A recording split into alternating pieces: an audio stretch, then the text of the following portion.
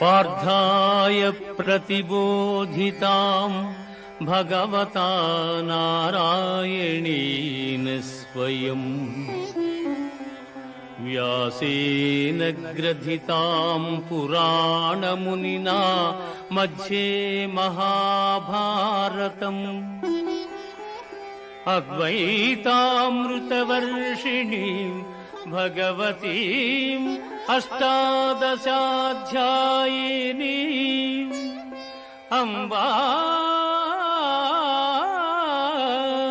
త్వామనుసందధామి భగవద్గీతే భవద్వేషిణీం భగవద్గీతే భవద్వేషిణీం.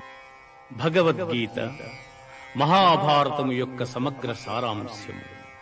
భక్తుడైన అర్జునునకు అనర్చిన ఉపదేశమే గీతా సారాంశము. భారత యుద్ధము జరగరాదని సర్వవిధములా భగవానుడు ప్రయత్నించెను. కాని ఆ మహానుభావుని ప్రయత్నములు వ్యర్థములాయను. అటు పిమ్మట శ్రీకృష్ణుడు పార్థునకు సారథి అయి నిలిచెను.